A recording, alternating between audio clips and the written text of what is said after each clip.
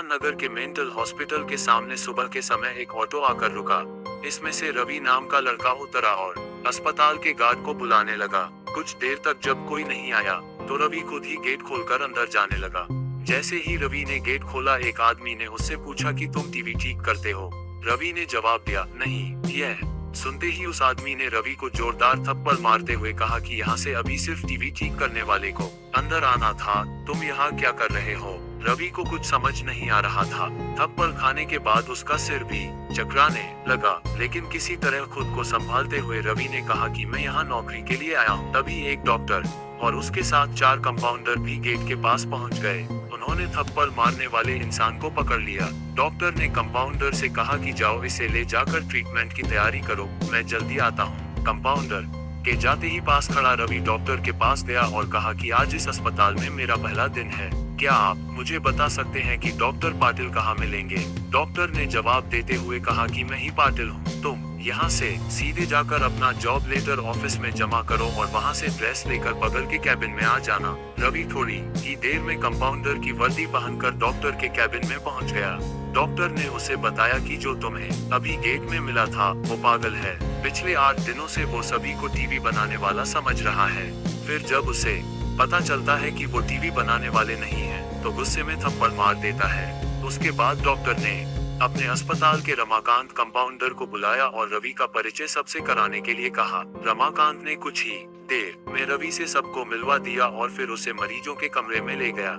वहाँ हर कोई कुछ न कुछ अजीब हरकत कर रहा था। कोई दिल टूटने वाली शायरी सुना रहा था तो कोई फिल्मी संगीत गाते हुए डायलॉग मार रहा था। सभी मरीजों को दिखाते हुए रमाकांत ने रवि से कहा कि आज के बाद से तुम्हें इन सारी चीजों को झेलना होगा। इतना कहकर रमाकांत वहां से चला गया। तभी रवि को पता चला कि उसकी नाइट ड्यूटी लगी है। दिन के समय आराम करने के बाद रवि रात को मरीजों की देखरेख में जुट गया। जैसे ही रात के 12 बजे तो सभी का चेहरा डर से पीला पड़ने लगा। हल्ला करने वाले मरीज भी चुपचाप से एक कोने में बैठ गए।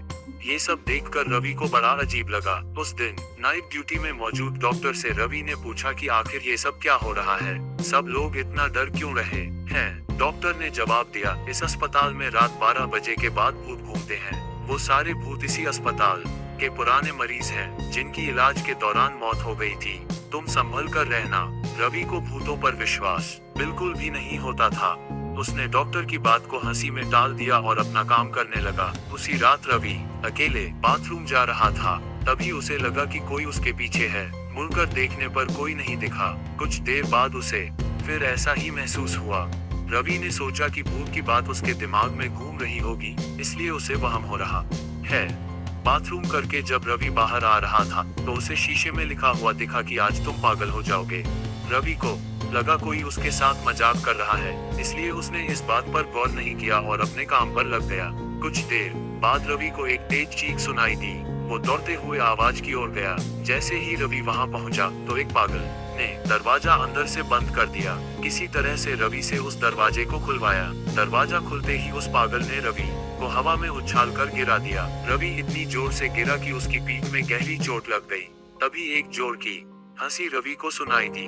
वही पागल हंसते हुए बोला कि मैंने कहा था न कि आज तू पागल हो जाएगा। रवि ने गुस्से में झल्लाते हुए कहा, पागल आदमी तूने ये क्या किया? रुक, तुझे अभी बिजली का झटका देता हूँ। पागल ने जवाब दिया, अस्पताल में मिलने वाले बिजली के झटके से ही तो मेरी मौत हुई थी।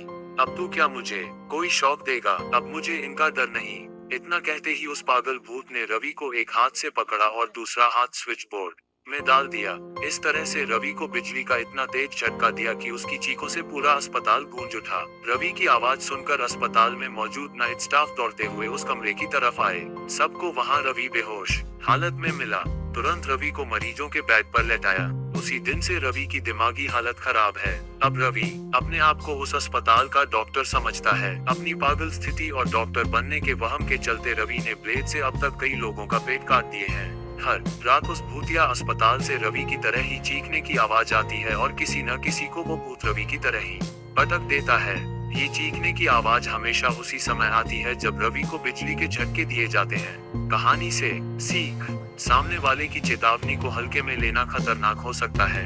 हमेशा सतर्क रहना चाहिए। थोड़ी सी भी सावधानी हटने पर भयानक दुर्घटना घट सकती है।